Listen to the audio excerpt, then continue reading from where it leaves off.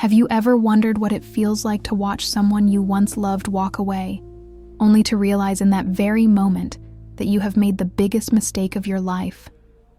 Stay with me, because this story will show you exactly how one man learned that truth the hard way. The morning sun cast long shadows across the marble floors of the Gangnam District Court in Seoul. It was one of those crisp autumn mornings when the air held a certain sharpness that seemed to cut right through whatever defenses a person might have built up overnight. Kang Ji-hoon, the 42-year-old CEO of Hanseong Group, one of Korea's most prestigious conglomerates, stood in the hallway outside courtroom 3, adjusting his tailored Armani suit for the third time in as many minutes. His Patek Philippe watch, a gift from his father on the day he had assumed the company's leadership, showed 8:45.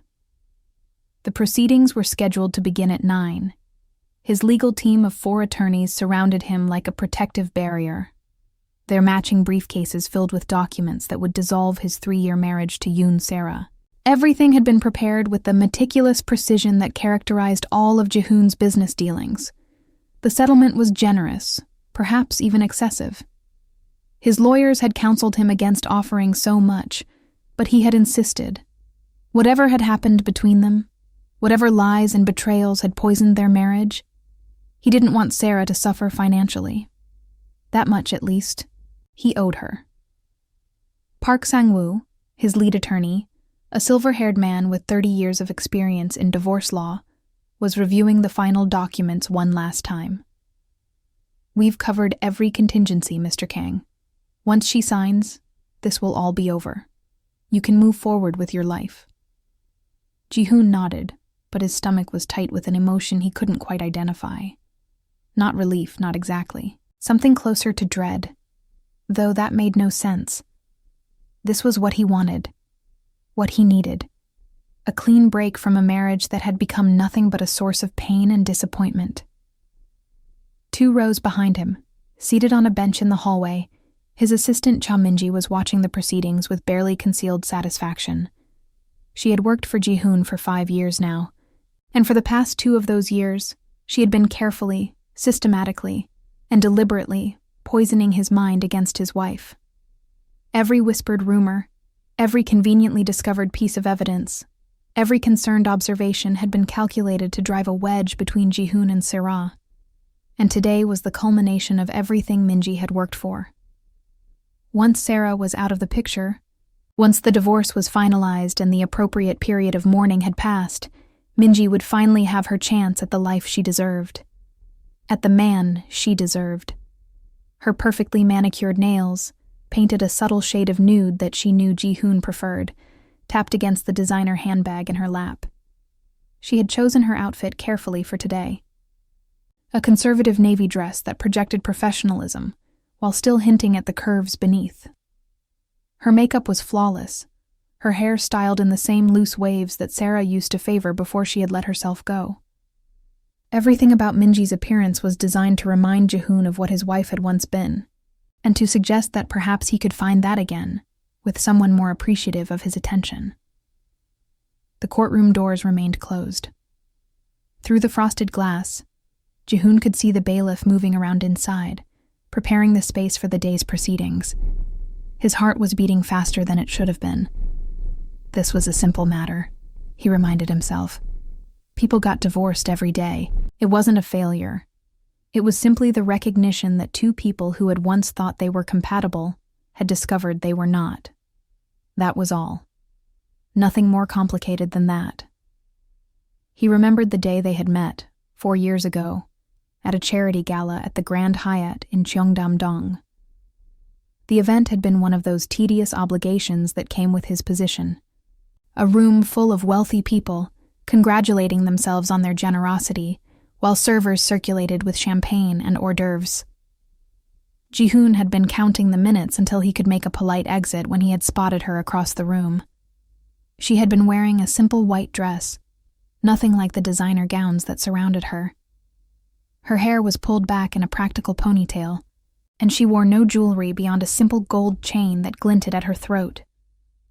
In a room full of peacocks displaying their finest feathers, she had been a dove, quiet, unassuming, and somehow utterly captivating. There was something in her eyes, he remembered now. A quiet strength, a depth that had drawn him in immediately. While everyone else at the gala had been performing their roles, playing their parts in the endless theater of wealth and status, she had seemed genuinely present, genuinely real. When their eyes met across the room, she hadn't looked away or played coy. She had simply smiled, and in that moment, Jihoon had felt something shift inside him, something he had long since given up hope of ever feeling. The minutes ticked by. 5, 7, 9. The other party still had not arrived. Attorney Park leaned closer to whisper, "The other party is late, sir. Should we proceed with the default judgment?" Jihoon shook his head. "No. Give her 10 more minutes." Even now, despite everything he believed about her, some part of him wanted to see her one last time, wanted to look into those eyes that had once held such promise and understand where it had all gone wrong. At exactly the 10-minute mark, the courtroom doors swung open with a dramatic flourish that made every head in the corridor turn. And there she stood, Yoon Sarah. But not the Sarah anyone expected to see, not the Sarah that Jihoon had grown accustomed to over the past year of their deteriorating marriage. This was someone else entirely, someone transformed, someone magnificent. She was dressed in a stunning crimson-red dress that seemed to have been designed specifically to stop traffic, stop hearts, stop time itself. The fabric was imported Italian silk, the design clearly haute couture, the kind of garment that graced the pages of Vogue and hung in the closets of Hollywood royalty. The dress hugged her figure like it had been painted on by angels, accentuating curves that Jihoon had somehow forgotten she possessed. The color was bold, confident, a declaration of independence written in the language of fashion. Red for passion, red for power, red for the blood of a marriage that was about to end. Her hair, which she had always worn simply during their marriage, usually pulled back in practical styles that she claimed were easier to manage, was now cascading over her shoulders in elegant waves that caught the morning light and seemed to glow with an inner fire. Diamond earrings dangled from her lobes, catching and refracting the light with each subtle movement of her head. Her makeup was flawless, the work of a professional artist who understood the power of enhancement without excess. Highlighting cheekbones that Jihoon had somehow forgotten were so beautiful. On her feet were Christian Louboutin heels, their signature red soles flashing with each confident step she took across the marble floor. The click of those heels echoed through the corridor like the ticking of a countdown clock, each step bringing her closer, each step marking the passing of the seconds until Jihoon's world would be irrevocably changed. Jihoon felt his breath catch in his throat. His hands, which had been steady all morning, began to tremble slightly. This was not the woman he had married, not the quiet, unassuming woman who had always faded into the background at company events while he worked the room. This was not the woman who had stopped wearing makeup and started wearing shapeless house dresses. This was not the woman who had seemed to shrink a little more each day under the weight of his indifference. This was someone else entirely. Someone powerful. Someone radiant. Someone who looked like she owned the world and knew it. And for the first time in months, perhaps longer, Jihoon truly saw his wife. Not as a disappointment or a burden or a problem to be solved, but as a woman. A beautiful, captivating, mysterious woman. The same woman who had captured his heart in a ballroom 4 years ago. Behind him, Minji's fingers froze on her handbag. Her eyes, which had been watching the proceedings with barely concealed triumph, now widened with shock and something else. Fear, perhaps, or recognition that her carefully laid plans had just encountered an unforeseen obstacle. This was not supposed to happen. Sarah was supposed to arrive broken, defeated, worn down by months of emotional warfare. She was supposed to sign whatever papers were put in front of her and disappear quietly, making way for the new order that Minji had so carefully orchestrated. Not like this. Never like this. Sarah's legal team followed behind her, and Jihoon recognized the woman leading them immediately. It was Choi Hee-jin, one of the most feared divorce attorneys in all of South Korea. She had never lost a case, not once in 15 years of practice. Her reputation was legendary, a shark in designer suits who had made her fortune dismantling the marriages of the wealthy and powerful. The last CEO who had faced her across a courtroom had ended up losing half his company and all of his dignity. What was Attorney Choi doing representing Sera? Ji-hoon's mind raced through the implications. How could Sera even afford her? Attorney Choi's retainer alone was rumored to be in the hundreds of millions of won.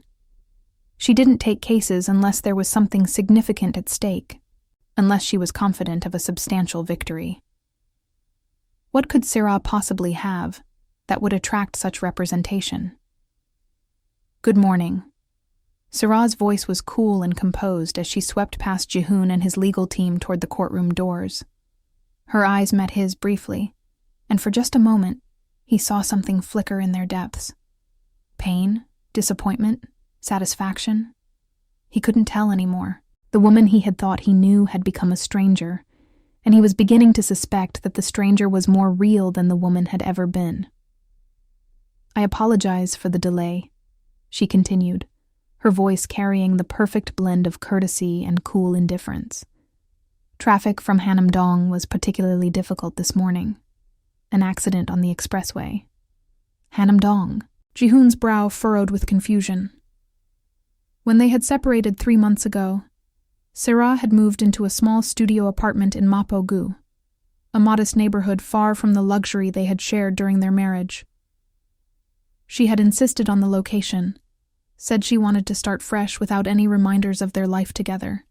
He had assumed she was struggling, that she was putting on a brave face while quietly falling apart. How was she now coming from Hanam-dong?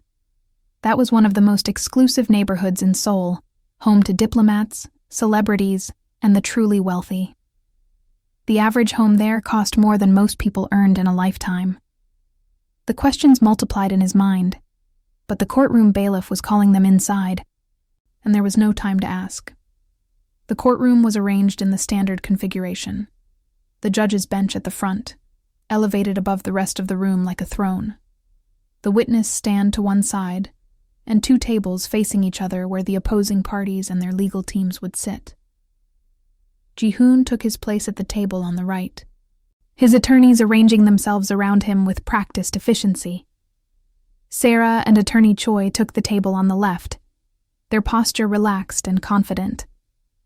The judge, a stern-faced woman in her 50s named Kim Yoon-ji, entered through a door behind the bench and took her seat with the gravity that her position demanded.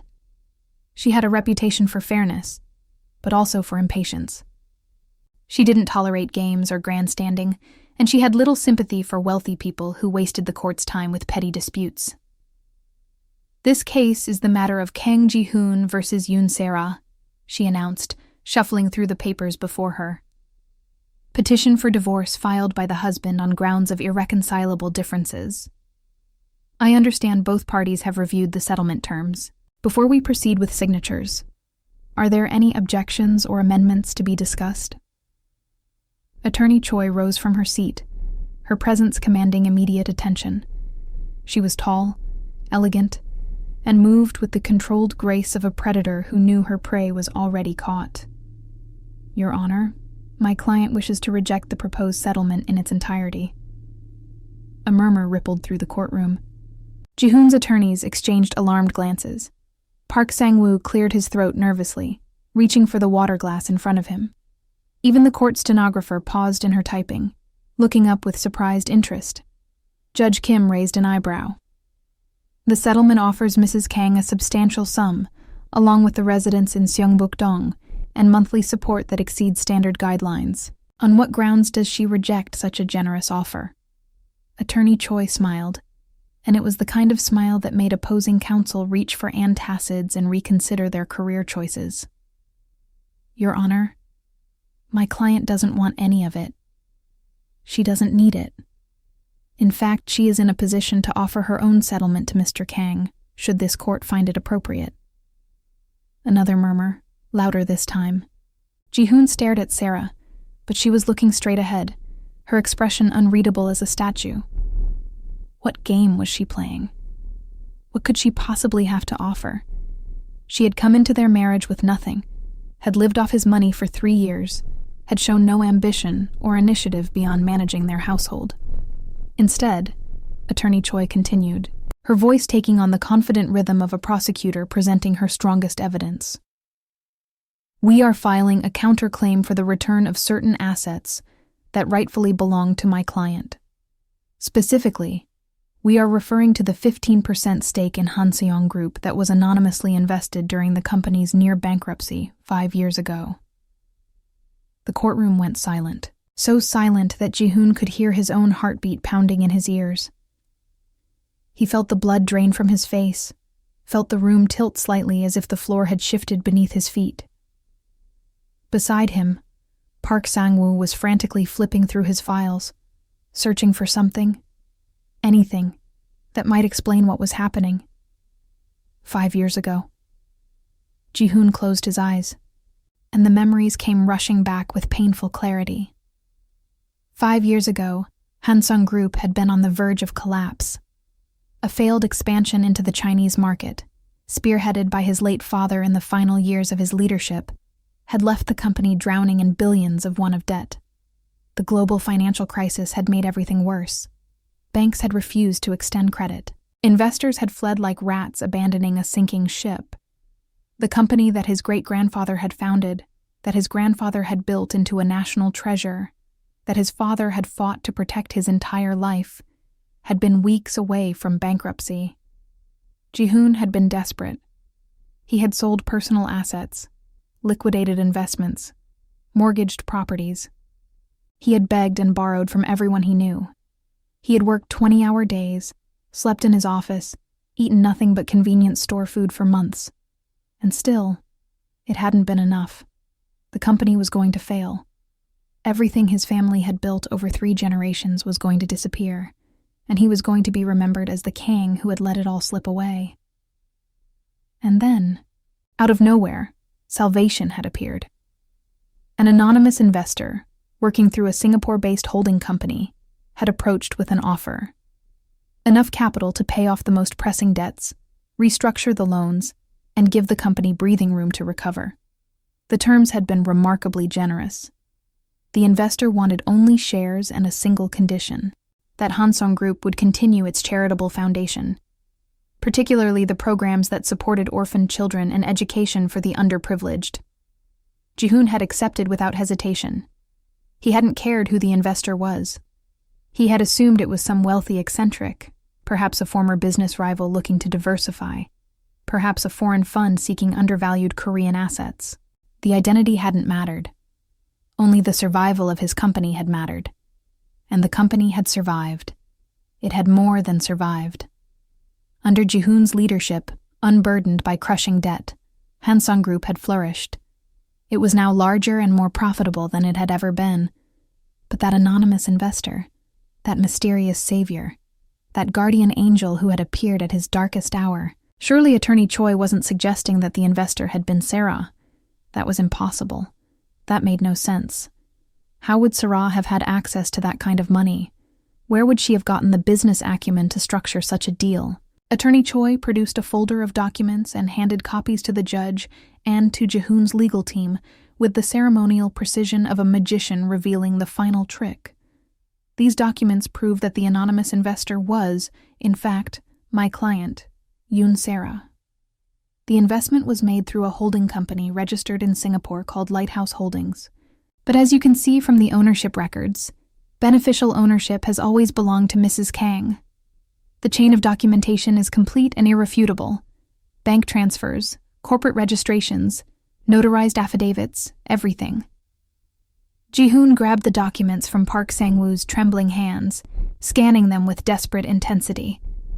His eyes raced over the pages, searching for some flaw, some inconsistency, some sign that this was all an elaborate deception. But the documents were meticulous. Legal signatures in all the right places, notarized stamps bearing official seals, bank transfer records showing the movement of funds from accounts in Switzerland to Singapore to Korea. corporate filing records that traced back years. It was all there. Every detail, every connection, every thread of evidence pointing to the same inescapable conclusion. His wife, the woman he had dismissed as ordinary, unremarkable, a social liability who couldn't hold her own at company functions, had saved his company, had saved his family's legacy, had saved him. And she had done it secretly, asking nothing in return, taking no credit, demanding no acknowledgement. "This is impossible," he whispered, the words coming out hoarse and strangled. Where would she get that kind of money? How could she have arranged something like this without anyone knowing? Attorney Choi's smile widened, and there was something almost predatory in her expression now. "Perhaps, Mr. King, you should have asked more questions about your wife before deciding to divorce her. Perhaps you should have looked beyond what you assumed to see what was actually there. Allow me to introduce you to the woman you married." She pulled out another set of documents, thicker than the first, and began distributing them with the same theatrical precision. Yoon Sera is the sole heir to the Yoon family fortune. You may not recognize the name, Mr. Kung. The family deliberately maintained a low profile, preferring privacy to publicity. But in the business circles where real power operates, the Yoon name carries considerable weight. The family's wealth was built over 4 generations, beginning with Sera's great-great-grandfather, who established one of Korea's first modern shipping companies during the Japanese occupation. Through war and occupation and industrialization and democratization, the family quietly accumulated assets in shipping, real estate, manufacturing, and eventually technology. They never sought attention.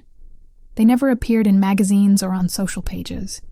They simply worked, invested, grew, and prepared for the next generation. 20 years ago, Sera's parents died in an automobile accident when she was just 8 years old. The family fortune was placed in a trust managed by Swiss bankers to be held until Sera came of age. Her grandmother, the last surviving member of the older generation, took custody of Sera and made a deliberate decision to raise her away from the world of wealth and privilege. She wanted Sera to understand ordinary life, to develop empathy and character, to become a person worthy of the responsibility that would one day be hers. Attorney Choi paused for dramatic effect. At current valuation, my client's personal net worth exceeds that of Han Seong Group by approximately 40%. She is not the gold digger that certain parties have attempted to portray her as. She is, in fact, one of the wealthiest women in Asia. The courtroom erupted. Whatever decorum had been maintained, shattered like glass under a hammer. Reporters who had been quietly observing in the gallery began typing furiously on their phones, racing to be the first to break this explosive story. Jahoon's attorneys were pale with shock, whispering urgently among themselves. Their careful preparation rendered meaningless by revelations they had never imagined. And behind Jihoon, Cha Minji was gripping her handbag so tightly that her knuckles had turned white. Her face had gone the color of old paper, and her perfectly applied makeup couldn't hide the panic in her eyes. This changed everything. Everything. The careful narrative she had constructed. The image she had painted of Sera as a scheming social climber who had latched onto a wealthy man and failed to hold his interest was crumbling into dust. But the revelations weren't finished. Attorney Choi held up one more document, her timing impeccable. Furthermore, my client is the founder and CEO of Aurora Ventures, a venture capital firm headquartered here in Seoul, with offices in Singapore, San Francisco, and London. Aurora has quietly become one of the most successful investment firms in Asia over the past decade, with a portfolio valued in the billions. She rattled off a list of companies that made Jihoon's head spin. These were names he recognized, names that appeared in every financial publication, companies that had shaped the Korean economy and expanded into global markets. Tech unicorns, biotech innovators, green energy pioneers. Companies that every business magazine wrote about with reverence, that every MBA student studied in their case analyses. And they were all connected to Sera. All part of her portfolio. All evidence of a business mind that rivaled or exceeded his own. My client built Aurora Ventures from the ground up after her grandmother's death 10 years ago, Attorney Choi continued. She identified promising startups that larger firms overlooked, invested in entrepreneurs that others dismissed, and proved time and again that she had an almost supernatural ability to recognize potential.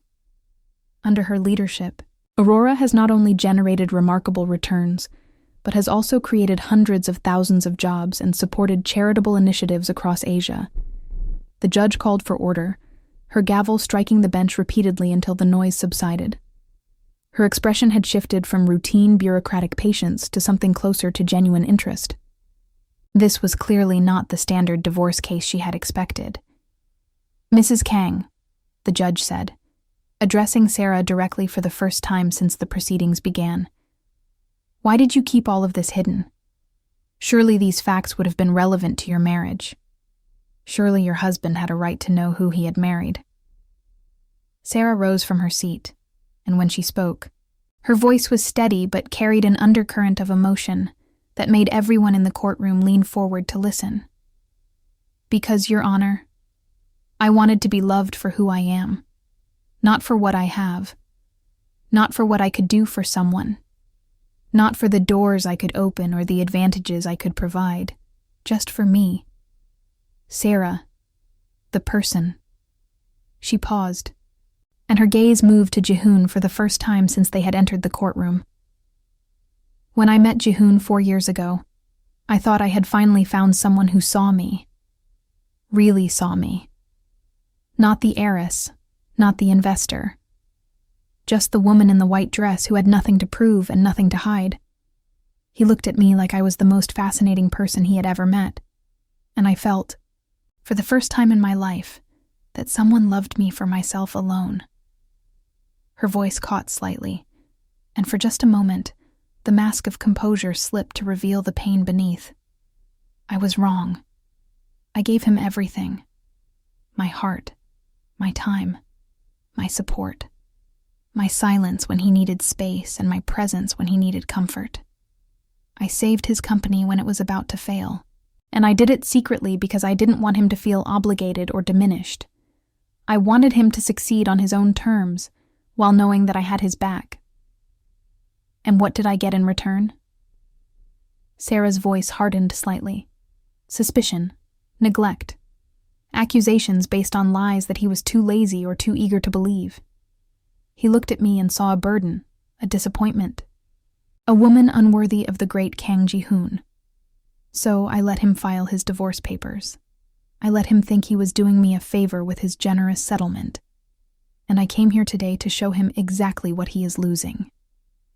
Ji-hoon stood abruptly, his chair scraping against the floor with a sound that echoed through the silent courtroom. "Sarah, wait." His voice was desperate, stripped of all the authority and confidence that usually characterized it. "I didn't know. If I had known, things would have been different. I would have treated you differently. I would have appreciated you more." The moment the words left his mouth, he realized how terrible they sounded, how revealing, how damning. But it was too late to take them back. The words hung in the air between them, evidence of exactly the kind of man he had become.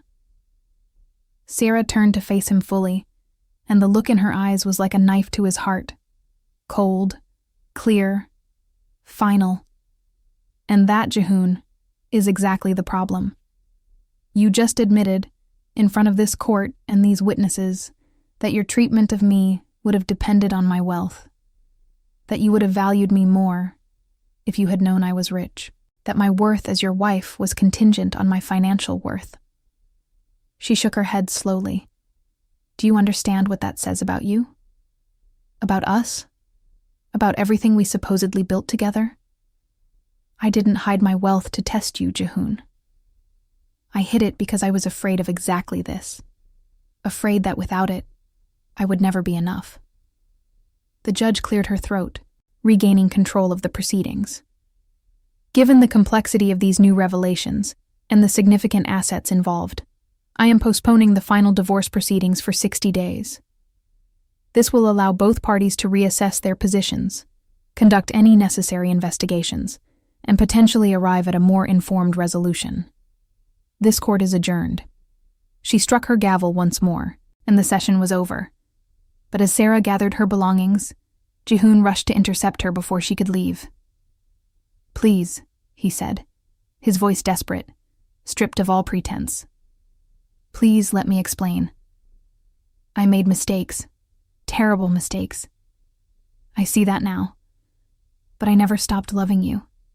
I just lost my way. I let other people influence me, let my own insecurities poison what we had. But the man who fell in love with you that night at the gala, he's still here. Please give me a chance to prove it." Sarah paused, her hand on the courtroom door. "Lost your way? You filed for divorce because you believed I was having an affair with your business rival. You believed photographs that were clearly manipulated, messages that were obviously fabricated. You believed lies without ever asking me for the truth, without ever giving me the chance to explain or defend myself." Her voice dropped to barely above a whisper. "You let someone poison you against me, Jihoon. You let them whisper in your ear and plant doubts in your mind, and you never once questioned it. You never once came to me and said, 'Sarah, I need to understand what's happening.' You never trusted me enough to believe in us." She shook her head slowly. "That's not losing your way, Jihoon. That's choosing a path and walking it deliberately. That's deciding, consciously or not, that I wasn't worth the effort of doubt, the struggle of trust."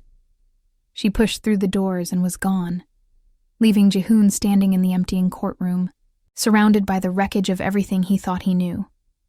His attorneys were gathering their papers, their expressions carefully neutral but their whispers urgent. The reporters were filing out, already dictating stories into their phones. And behind him, Cha Minji was trying to slip away unnoticed, her head down, her steps quick and furtive. But Jihoon's sharp eyes caught her movement. "Minji," his voice stopped her in her tracks, the single word carrying enough authority to freeze her in place. "Stay. We need to talk. There's something I should have done months ago." She turned, forcing a smile that didn't quite reach her eyes, her professional mask back in place despite the panic churning beneath it.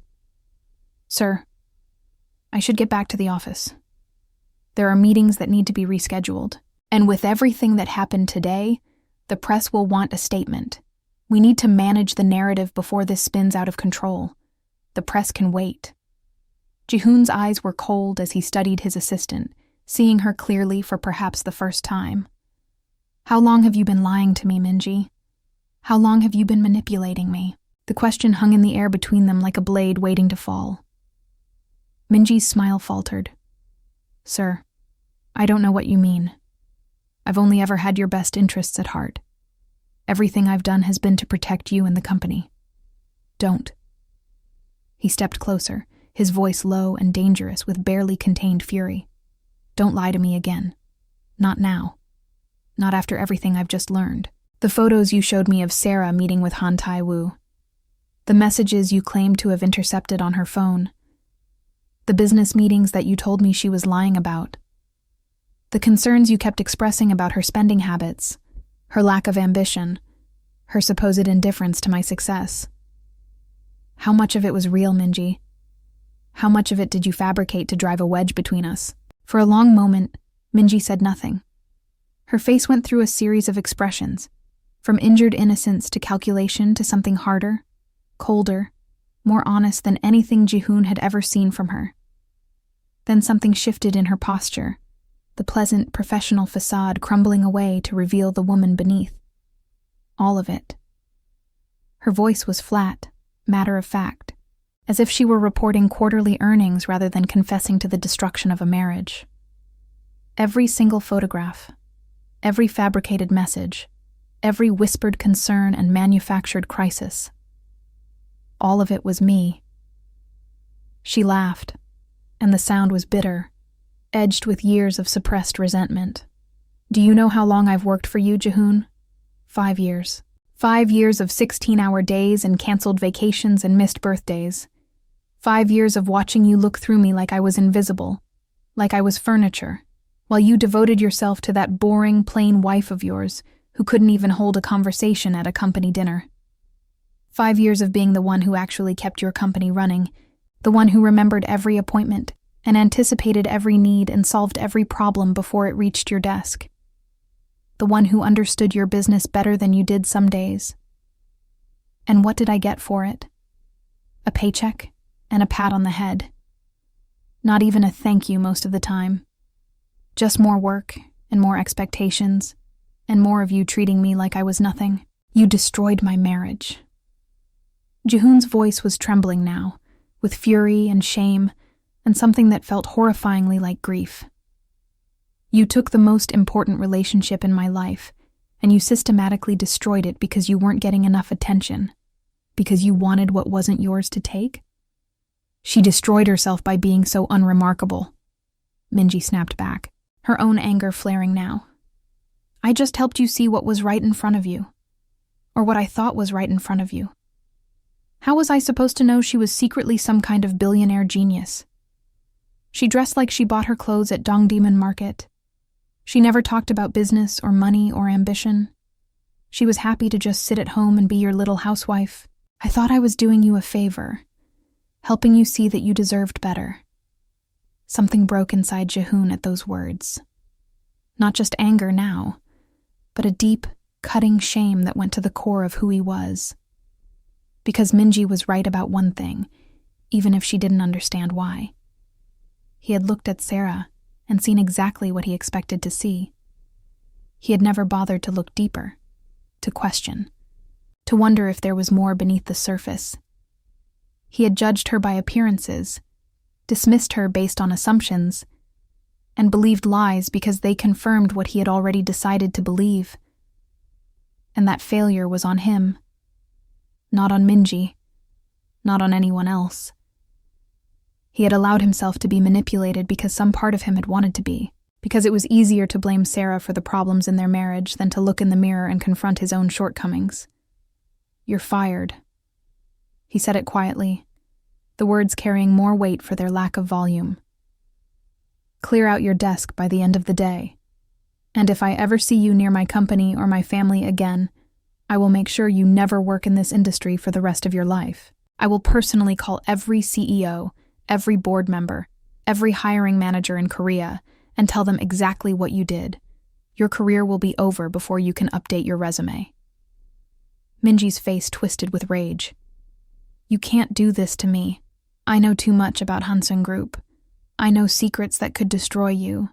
I know things that would make the press forget all about your wife's money. Then you should have used them before you confessed everything to me in a room with security cameras. He pointed to the corner of the courtroom, where a small black dome was visible against the ceiling. This is a government building, Minji. Everything is recorded. Everything is documented. You just admitted to fraud, defamation, and intentional interference with a marriage on camera. Any threat you make now will only make your situation worse. She paled, the reality of her situation finally sinking in. For a moment, she seemed about to say something more, to make some final desperate argument. But instead, she turned and fled, her designer heels clicking against the marble floor as she disappeared through the courtroom doors. Jihoon stood alone in the empty courtroom for a long time after that. His attorneys had left, murmuring about damage control and legal strategies. The reporters had rushed off to file their stories. The bailiff had dimmed the lights and politely suggested that Mr. Kang might want to go home. But Jihoon couldn't move. He felt frozen in place, overwhelmed by the magnitude of what had happened, by the revelations that had shattered everything he thought he knew about his wife, his marriage, his life. That night, Jihoon didn't sleep. He sat in his penthouse apartment in the Lotte World Tower, the tallest building in Korea, staring out at the glittering lights of Seoul, spread out below him like a carpet of stars. The apartment was too quiet, too empty, too full of reminders of a life that had been built on lies and misunderstanding. In his hand was their wedding photo, the only picture Sarah had not taken with her when she left. He had found it buried in his desk drawer, forgotten beneath layers of business documents and unread reports. She looked so happy in the photo, her smile bright and genuine, her eyes full of hope and love and trust. And he remembered now, with painful clarity, how he had felt that day. Like he was the luckiest man in the world. Like he had found something precious and rare. Like his life was finally, truly beginning. When had that feeling faded? When had he started taking her for granted? When had he stopped seeing her and started seeing only what he expected to see? The questions circled in his mind like vultures, offering no answers, only accusations. His phone buzzed with a message from his younger sister, Kang Ji-yeon. She was a doctor at Samsung Medical Center, practical and blunt, and completely unimpressed by her brother's wealth and status. She had never liked the way Ji-hoon treated Sarah, and she had told him so repeatedly over the years, only to be dismissed and ignored. The message was simple. I heard what happened. It's all over the news. You're an idiot, Appa. I told you so 100 times, and you never listened. But you're still my brother, and I still love you. Call me if you need to talk, or come to the hospital. I can prescribe you something for the regret, probably something strong. He didn't call. Instead, he opened his laptop and began to research, to dig into the past that Sarah had hidden from him, to understand the woman he had married and lost. The information came in waves, each revelation more stunning than the last. He learned about the car accident that had killed her parents on a rainy night when she was just 8 years old. A drunk driver had crossed the center line on a mountain road in Gangwon Province, killing her father instantly and leaving her mother clinging to life long enough to whisper final words of love to the daughter in the back seat. Sarah had spent 3 days in the hospital, her small body bruised but unbroken, waiting for someone to tell her what had happened to her parents. He learned about her grandmother, Yoon Hae-suk, who had flown from her retirement in Busan to claim her only grandchild and take her home. Hae-suk had made a deliberate decision to raise Sarah in a modest apartment far from Seoul, far from the wealth and privilege that would have been hers by birthright. She had wanted Sarah to understand ordinary life, to develop empathy and strength, to become a person of character, rather than a spoiled heiress who knew nothing of real struggle. He learned about the years Sarah had spent studying in the United States and Switzerland, attending business schools under assumed names, learning the skills she would need to eventually manage her inheritance. She had graduated at the top of her class in every program, impressing professors with her analytical mind and her unusual ability to see potential where others saw only problems. And he learned about Aurora Ventures, the company she had built from nothing after her grandmother's death. It had started as a small operation, just Sarah and a handful of trusted advisors, investing in promising startups that larger firms had overlooked or dismissed. But Sarah had a gift for seeing what others missed, for recognizing potential in ideas and people that the market had written off. Within a decade, Aurora had become a powerhouse, its portfolio worth billions, its influence felt across multiple industries and continents. The more Ji-hoon learned, the more ashamed he became. This woman, this remarkable, brilliant, generous woman, had chosen to marry him, had chosen to hide her wealth and power so she could be with him as an equal, had chosen to save his company when he was at his lowest, asking nothing in return, taking no credit, expecting no acknowledgement. And he had repaid her by believing the worst, by treating her like a disappointment, by filing for divorce based on lies he had been too lazy and too willing to verify. The next morning, unshaven and exhausted, Ji-hoon went to Aurora Ventures. The office was located in the heart of Uido, Seoul's financial district, in a sleek glass tower that overlooked the Han River. He had walked past this building hundreds of times without ever knowing that his wife worked inside, without ever guessing that the woman who came home in simple clothes and helped him relax after difficult days was, in fact, running an empire from this very location. At the reception desk, a polished young man in an impeccable suit looked up with a professional smile. "Good morning. Do you have an appointment, sir?" "I need to see Yoon Sarah," Ji-hoon said, his voice rough from the sleepless night. "My name is Kang Ji-hoon." The smile didn't waver, but something flickered in the receptionist's eyes. Recognition, perhaps. Or maybe just curiosity. "I'm sorry, Mr. Kang. but Ms. Yoon is not available for unscheduled meetings. If you would like to leave a message, I can ensure it reaches her promptly. Please." Ji-hoon's voice cracked, and he didn't care who heard or what they thought. "Tell her I'm here. Tell her I'll wait as long as it takes. Tell her I'm not leaving until I've had a chance to say what I should have said years ago." The receptionist hesitated, his professional mask slipping slightly to reveal something more human beneath. He picked up the phone and spoke quietly into it, his voice too low for Ji-hoon to hear. After a moment, he set it down and gestured toward a seating area with plush leather chairs and floor-to-ceiling windows. "Ms. Yoon will see you in 30 minutes. Please wait here." The 30 minutes felt like hours. Ji-hoon sat in the modern leather chairs, watching employees come and go, observing the efficient bustle of a company that clearly ran with clockwork precision. He noticed how the staff spoke about their CEO with obvious respect and genuine affection. He overheard snippets of conversation about generous benefits, mentorship programs, and charitable initiatives that the company supported. One employee was talking about how Ms. Yoon had personally paid for her father's surgery when insurance had fallen short. Another was discussing the scholarship program that had helped put his daughter through university. This was the company Sarah had built. These were the people whose lives she had touched. This was who she really was, had always been, while he had been too blind to see anything but his own assumptions. Finally, an assistant came to escort him to Sarah's office on the top floor. The elevator ride was smooth and silent, the assistant making polite small talk that Ji-hoon barely registered. When the doors opened, he stepped out into a world he had never imagined his wife occupying. The space was elegant but warm, filled with plants and natural light.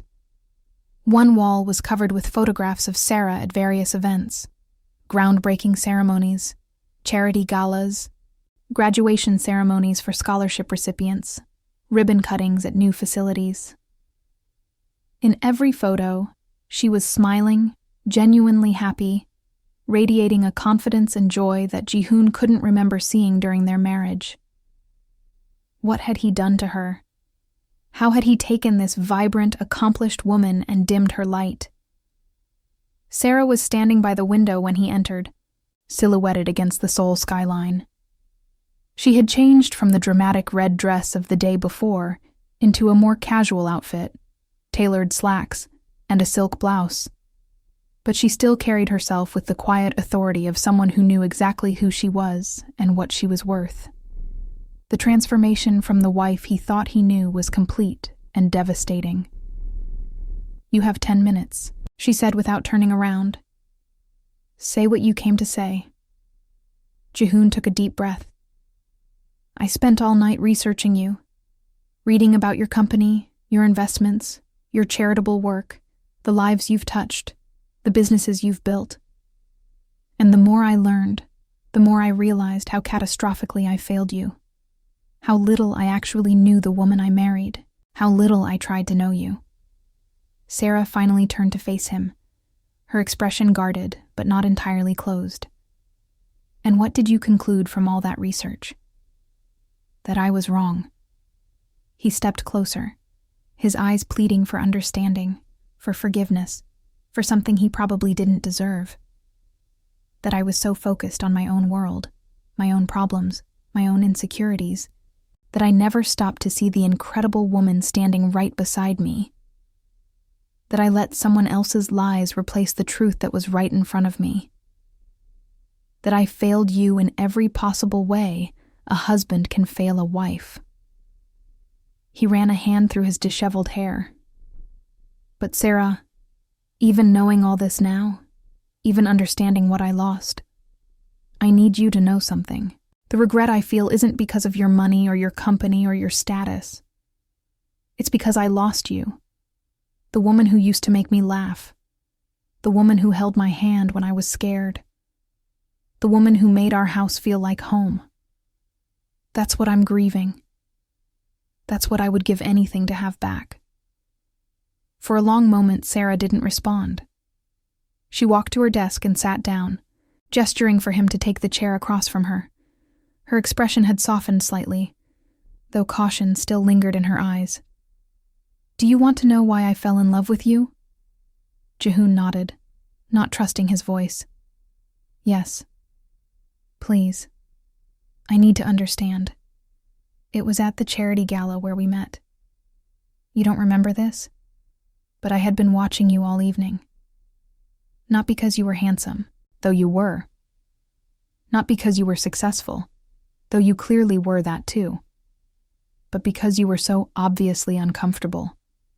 You were surrounded by people trying to impress you, trying to get something from you, and you kept looking for ways to escape. Your smile was polite, but your eyes were exhausted. And then you did escape. You slipped out a side door when you thought no one was watching. I followed you, curious. And do you know what I saw? I saw you walk around to the back of the hotel, where some of the catering staff were taking their break. They were sitting on empty crates, eating their dinner from plastic containers, probably the same food that was being served inside but without the garnishes and presentation. You sat down with them. Just sat down, like it was the most natural thing in the world, and you asked them about their lives, their families, their dreams.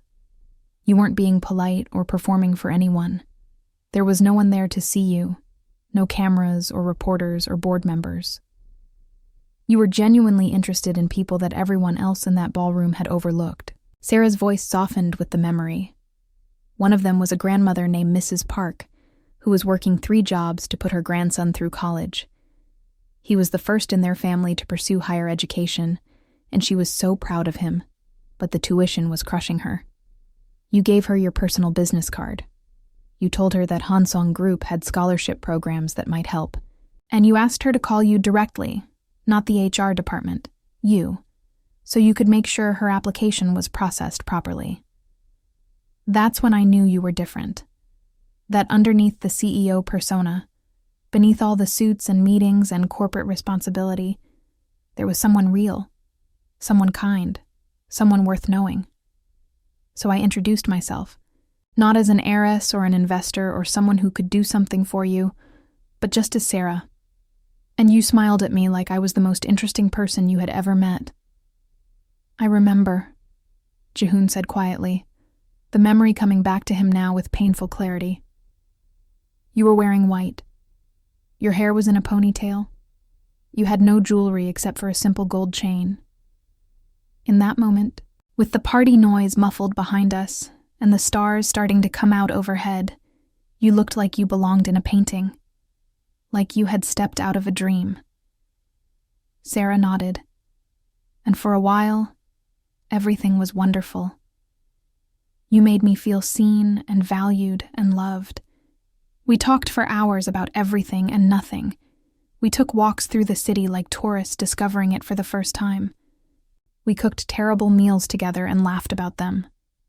You made me believe that I had finally found what my grandmother always said I deserved, someone who loved me for myself alone. But then the company started struggling, and you changed. You became distant, consumed by work. You came home later and later, and when you were home, your mind was still at the office. I understood that. I wanted to help, which is why I made the investment. I couldn't just watch you destroy yourself, trying to save something that was already lost. But I couldn't tell you it was me. If I had revealed myself then, everything between us would have changed. Why? Jihoon leaned forward, desperate to understand. Why would it have changed anything? Because then you would have seen me as a savior, not a partner. You would have felt obligated, indebted. The balance of our relationship would have shifted in ways that couldn't be undone. You would have either resented me for having the power you didn't, or you would have become dependent on me in ways that would have eventually suffocated us both. I hoped, that once the company was stable, once the pressure was off, you would come back to me, that we could rebuild what we had. She sighed, and for the first time, her composure cracked enough to show the grief beneath. But you didn't. You just kept pulling away. You buried yourself in work even when the crisis was over.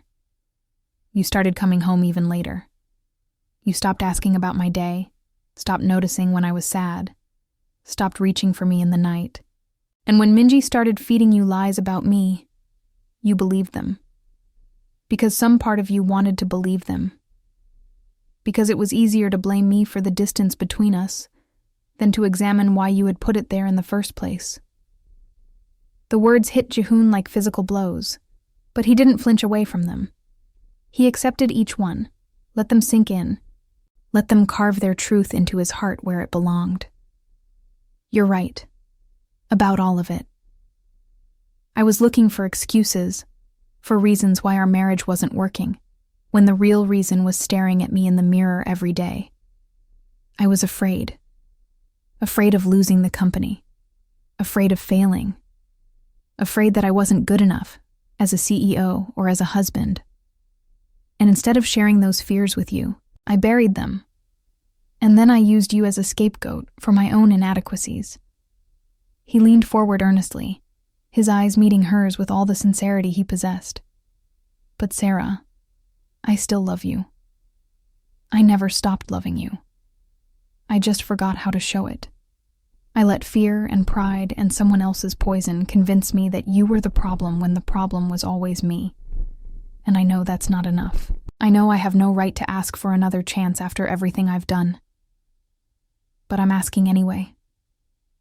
Please. Sarah was silent for a long time. Outside the window, the sun was climbing higher over the city, flooding the office with golden light. When she finally spoke, her voice was measured but not cold. I need time, Jihoon. I need to know that this isn't just a reaction to finding out the truth about my wealth. That you would have fought for me, for us, even if I had been exactly the ordinary woman you thought I was. I understand. He stood, releasing the breath he hadn't realized he'd been holding. How much time do you need? She looked up at him, and for the first time, there was a hint of the woman he had married in her expression. Vulnerable, hopeful, afraid. The 60 days until our next court date. If you can prove to me in that time that you've changed, that you see me, really see me, that you're willing to do the work of rebuilding what we had, then maybe we can talk about a future. But if this is just guilt, or shock, or a strategic ploy to protect your reputation, or get access to my assets, I will bury you in court and never look back. Fair enough. Jihoon moved toward the door, then paused. For what it's worth, I'm going to instruct my lawyers to transfer the shares from the original investment back to you. They were always yours. You saved my company, and you deserve the recognition, even if it's years too late. Sarah's eyes widened in surprise, but before she could respond, he was gone.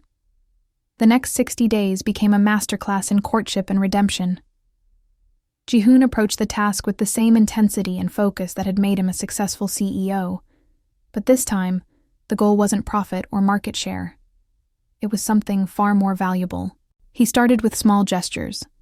Flowers delivered to Aurora Ventures with notes that contained no demands, just memories and appreciation. One note read, "Remember when we got lost in Bukchon Hanak village and found that tiny tea shop? I went back there yesterday. It's still standing. I ordered your favorite chrysanthemum tea and thought about how you laughed when I couldn't figure out how to sit properly on the floor cushions." He sent her books he thought she might enjoy, with passages he had marked that reminded him of conversations they had shared. He forwarded articles about topics she cared about, from impact investing to early childhood education to environmental sustainability. He sent invitations to events she might want to attend, not as his date or as arm candy for a CEO, but because he genuinely thought she would find them meaningful. But he also made bigger changes, the kind that couldn't be faked or sustained without genuine commitment. He restructured Hanseong Group's charitable initiatives, creating new programs for women's entrepreneurship and education access that reflected the values Sarah had quietly championed. He instituted company-wide policies for work-life balance, determined that no one else would sacrifice their personal relationships for professional success the way he had. Most importantly, he went to therapy. 3 times a week, he sat in a quiet office in Apgujeong and talked about his fears, His insecurities, his relationship with his parents, his terror of failure, his inability to be vulnerable with the people who loved him most. It was hard. It was uncomfortable. Some days he wanted to quit and go back to the comfortable numbness of overwork and emotional distance. But he kept showing up, kept doing the work, kept pushing through the resistance because Sarah was worth it. Because he was worth it. Because the man he wanted to be required confronting the man he had been. 3 weeks into the 60 days, Sarah received an unexpected visitor at her office.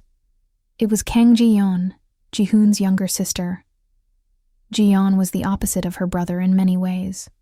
Warm where he was formal, direct where he was diplomatic, completely uninterested in corporate politics while he was consumed by them. But she had always been kind to Sarah, one of the few members of the Kang family who had welcomed her without reservation or conditions. "I'm not here to plead his case," Ji-yeon said, settling into the chair across from Sarah with a doctor's practiced ease. "He would be mortified if he knew I was here at all. But I thought there were some things you deserved to know. Things that might help you understand what happened, even if they don't excuse it." Sarah leaned back in her chair, curious despite herself. "What things?" Ji-yeon's expression grew serious. "Our mother. She was the one who raised us after our father died, and she wasn't easy to live with. She had expectations, very specific expectations, about what kind of woman Ji-hoon should marry. Someone from a prestigious family with connections that could benefit Hansong Group. Someone who could charm board members and impress clients. Someone who would elevate the family's social standing. You were none of those things, or so we all thought. You had no famous family, no useful connections, no experience in our world, and our mother made sure Ji-hoon knew her disappointment at every opportunity. Every family dinner, every holiday gathering, every casual conversation somehow circled back to how unfortunate it was that Ji-hoon had made such an unsuitable choice. Sarah nodded slowly. "I knew she didn't approve of me. She never tried to hide it, but I didn't realize the extent of her influence. There's more." Ji-yeon leaned forward. "Our mother was the one who originally introduced Minji to Ji-hoon, who encouraged their close working relationship, who praised Minji's competence and dedication at every opportunity while subtly criticizing your domestic focus. And when the lies about you started circulating, our mother was the first to say she had suspected something was wrong all along." Sarah's eyes widened with understanding. She was working with Minji. I don't know if working together is the right phrase. I don't think they had a formal conspiracy or anything like that. But their interests aligned. Minji wanted Ji-hoon for herself. Our mother wanted you gone. Together, they created an environment where my brother's doubts could flourish and his trust could erode. She shook her head. "I'm not making excuses for him. He's a grown man, and he should have seen through the manipulation. But I want you to understand that the doubts he had about you weren't entirely his own creation. They were planted and nurtured by people who should have been protecting your marriage, not undermining it." Sarah was quiet for a long moment, processing this information. "And your mother now? Where does she stand after everything that's happened?" Ji-yeon laughed, though there was little humor in it. "Oh, she's had a complete change of heart, now that she knows who you really are. Suddenly, you're exactly the kind of daughter-in-law she always wanted. Wealthy family, successful career, prestigious connections. Funny how that works, isn't it?" She stood to leave. "But that's not why I came. I came because I've seen my brother these past few weeks, really seen him, maybe for the first time in years. He's changing, Sarah. Not performing change for an audience, but actually, genuinely changing. He's in therapy. He's restructuring his priorities. He's becoming the man he should have been all along. Whether you take him back or not is your choice, and I'll support whatever you decide. But I thought you deserved to know that the effort he's making is real." After Ji-yeon left, Sarah sat at her desk for a long time, staring out at the city. The revelations about Ji-hoon's mother explained so much. The subtle criticisms at family dinners. The unfavorable comparisons to other wives. The way Jihoon had gradually stopped defending her, had started seeming embarrassed by her presence at corporate functions. It didn't excuse his behavior, but it did provide context that she had been missing. That evening, she did something she hadn't done since the divorce papers were served. She called Jihoon. He answered on the first ring, his voice breathless with surprise and hope. "Sarah? I want to have dinner," she said simply. "Just dinner, nothing more than that. But I think it's time we actually talked, not through lawyers or legal documents or dramatic courtroom revelations. Just us. Anywhere, anytime," he replied immediately. "You name it, wherever you're comfortable." They met at a small restaurant in Itaewon. Not the kind of place where CEOs usually dined, but a cozy spot with good food and warm lighting that Sarah had discovered years ago. She had chosen it deliberately, wanting to strip away all the trappings of wealth and status and corporate identity. Just two people, sharing a meal, trying to understand each other. The conversation started awkwardly, both of them navigating the strange territory between strangers and spouses. But gradually, as the evening wore on and the wine relaxed their defenses, something shifted. They began talking about things they had never discussed during their marriage. Things that had always seemed too difficult, or too risky, or too vulnerable. Jihoon told her about the pressure he had felt his entire life to live up to his father's legacy, about the crippling fear of failure that had driven him to sacrifice everything personal for professional success. He told her about his complicated relationship with his mother, about the messages he had internalized about what made a man successful and what made a woman valuable. For her part, Sarah shared the loneliness of her childhood, the strange burden of a fortune she had never asked for and couldn't escape, the desperate desire to be loved for herself rather than her inheritance. She talked about her grandmother, the wise woman who had taught her that true worth came from character, not net worth. She talked about her fears, her dreams, the life she had imagined building with Jihoon before everything had fallen apart. By the time the restaurant closed, something had changed between them. Not healed, not yet. The wounds were too deep and too fresh for that. But something had begun. A tentative bridge across the chasm that had grown between them. A foundation, however fragile, on which something new might be built. As they walked out into the cool night air, Jihoon reached for Sarah's hand. She hesitated for just a moment, then let him take it, feeling the familiar warmth of his fingers intertwined with hers. "I know we still have a long way to go," he said quietly. "I know I haven't earned your trust back. But thank you for tonight, for being willing to try, for not giving up on me completely." Sarah looked up at him, and for the first time in months, she allowed herself to feel something other than anger and disappointment. "Don't thank me yet. I haven't decided anything. But tonight was good. It was a start." The remaining weeks passed in a blur of dinners and conversations, of small gestures and significant moments. Jihoon took Sarah to Busan, to the neighborhood where she had grown up with her grandmother. He listened as she pointed out the old apartment building, now renovated, but still standing. He walked with her along the beach, where she had spent countless hours dreaming of a different life. And he asked questions, real questions. Not about her money or her company, but about her. About the girl she had been. The woman she had become. The future she envisioned for herself. For her part, Sarah began to see the man behind the CEO mask. She visited the new charitable programs he had created and saw the genuine passion in his eyes as he explained his vision. She attended a therapy session with him, listening as he talked about his fears and regrets with a vulnerability she had never witnessed before.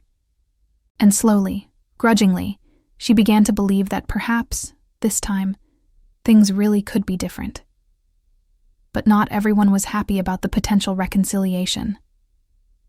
A week before the court date, Sarah received an anonymous email containing photographs of Jihoon with another woman. The images showed them dining together at an upscale restaurant, walking together through Cheongdam-dong, even what appeared to be an intimate embrace outside a luxury apartment building. The message accompanying the photos was simple. He's playing you. Again. Don't be fooled twice.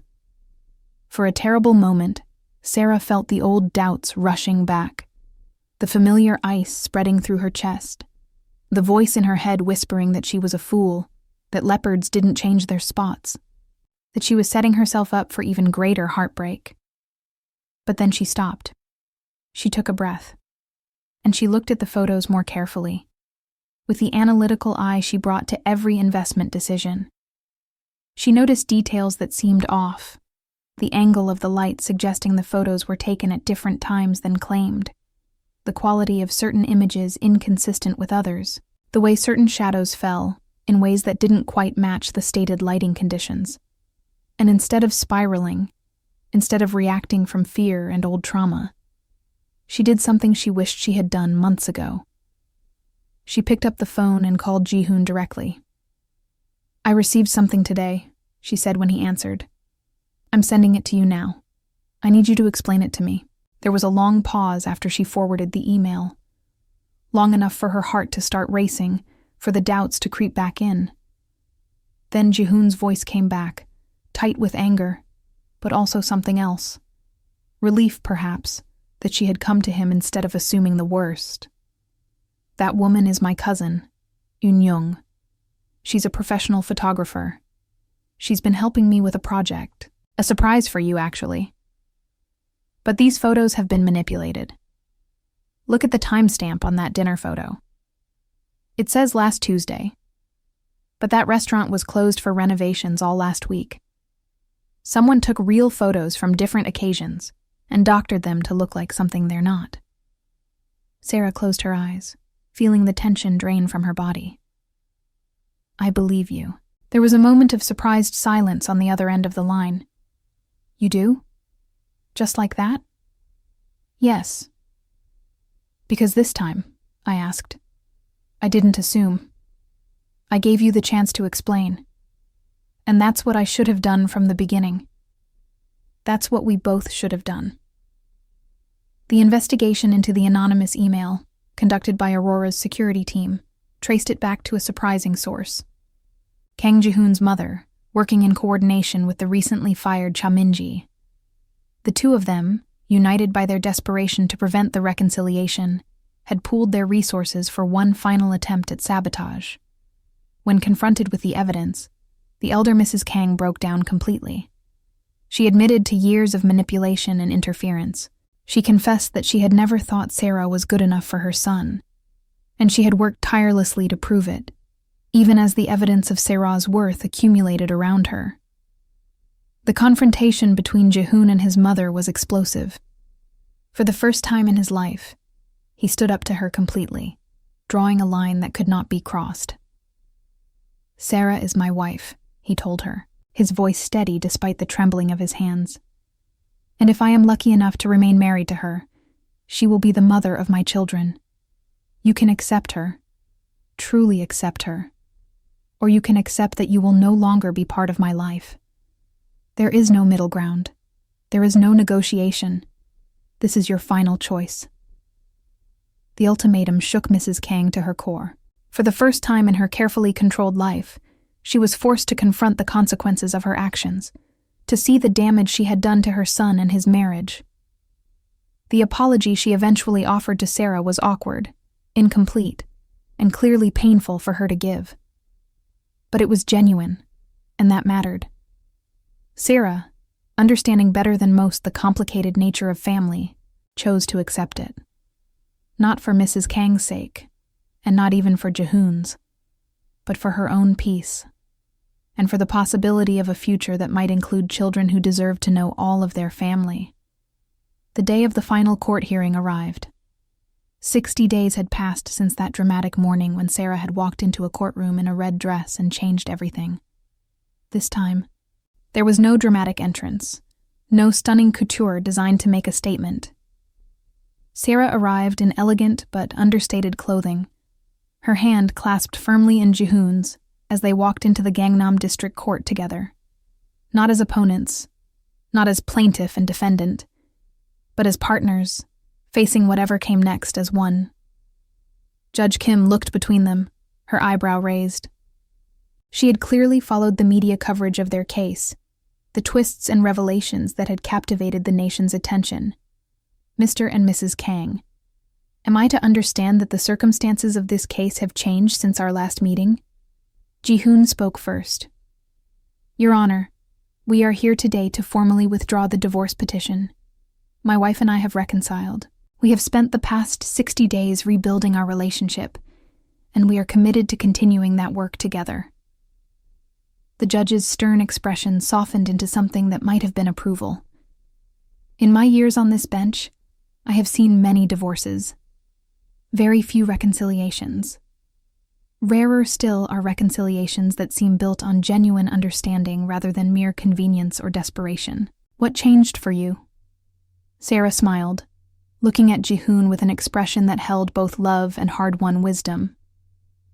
We learned to see each other, really see each other, not the roles we played or the expectations we carried, but the real people beneath all that. And we decided that what we could have together, is worth fighting for. The judge nodded slowly. Very well. The divorce petition is hereby dismissed. Case closed. Her gavel struck once, final and definitive. But as they rose to leave, she added quietly, Marriage is work, Mr. and Mrs. Kang. Hard work, every single day. Remember what brought you here. Let it be a lesson, not just an ending. They left the courthouse together, stepping out into a bright Seoul morning. Reporters had gathered on the steps, but this time the questions were different. There were congratulations, wishes of happiness, inquiries about their future plans. Ji-hoon fielded them gracefully, keeping one arm firmly around Sarah's waist, his pride in her evident to everyone watching. Later, when they were finally alone in Sarah's Hanamdong apartment, Ji-hoon presented her with the surprise his cousin had helped him create. A handmade book. It was filled with photographs of their relationship. From that first meeting at the charity gala to their wedding, to quiet moments he had captured when she wasn't looking. But interspersed with the images were his words, his thoughts, his promises for the future, handwritten on pages he had designed himself, each one a testament to what she meant to him and who he was determined to become. I want to start fresh, he told her as she turned the pages with tears in her eyes. Not as Kang Ji-hoon, CEO of Hanseong Group. Not as Yoon Se-ra, secret billionaire, just as us. Two people who love each other and are willing to do whatever it takes to make this work. Sarah set down the book and took his face in her hands, looking into his eyes with an intensity that made his heart race. I didn't need the grand gestures, she said softly. I just needed you. The real you. The one I fell in love with in a garden, surrounded by catering staff, when you were being kind for no reason at all. That person is worth more than any fortune. He smiled, leaning his forehead against hers. That person never went away. He just got lost for a while. But he's home now, and he's not leaving again. I promise you that. With everything I am, and everything I have, I promise. 2 years later, Sarah stood in the nursery of their home, rocking their newborn daughter to sleep. Through the window, she could see the lights of Seoul spread out below them, a tapestry of possibility and dreams. Ji-hoon appeared in the doorway, his tie loosened from a long day at work, but his eyes bright with joy as he looked at his family. Is she asleep? Almost. Sarah's voice was soft, full of the contentment that had become her constant companion. How was the board meeting?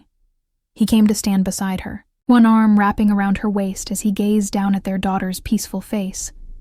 The merger was approved. Hanseong Aurora is now official. We're going to change the world together. Of course we are. We make a good team. The best team. He kissed her temple softly, then added, I was thinking about names again. I know we agreed on Jiwoo, but I was wondering if we might add another name. A family name. She looked at him curiously. What did you have in mind? He hesitated.